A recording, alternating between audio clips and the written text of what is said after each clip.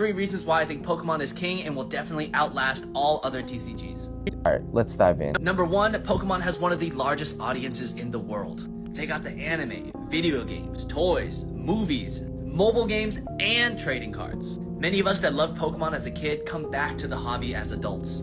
And as a game and show that's marketed towards children, it gives Pokemon longevity from being able to bring in audiences new and old.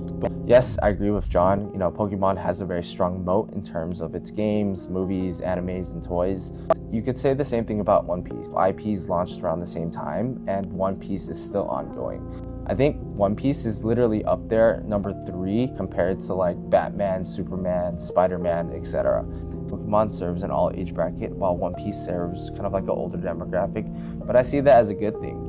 We are catering to a crowd that has disposable income that will spend 10, 20, 30K on a single slab. And on top of that, I do think when you look at this from the pop culture side and how social media has really changed the landscape of how the younger generation are viewing content, people are going to be watching One Piece in like elementary school or middle school. Like, you can't fight it. It's going to be on social media.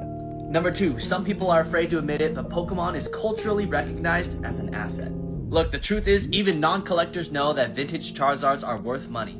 And it's because Pokemon cards have decades of auction history and price data. I don't necessarily agree with this just because I don't think it's Pokemon specifically that's culturally accepted as an asset class.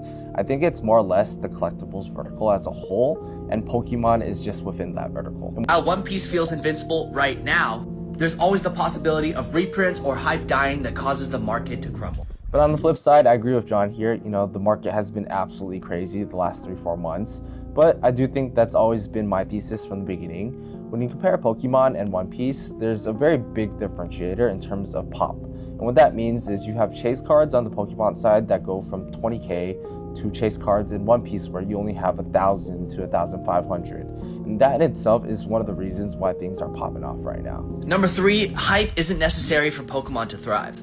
Pokemon naturally grows through new game generations, anime season, world championships, and even 5-year anniversaries. I wouldn't necessarily say that all of One Piece is being driven by hype, but I do think it plays a factor. I think hype brings exposure, and exposure brings this curiosity, and with people diving into One Piece for the first time, and when they actually do research on some of the chase cards and prize cards that are won in competitive play, they're very low pop compared to Pokemon, right? You have some cards on the Pokemon side selling for 3, 4K at pop 20K, while you have some cards on the One Piece side that literally pop 1,000, pop 1.5, and they're selling for 2 to 3K. And I think that in itself is clear signal for me to be like, okay, this makes sense.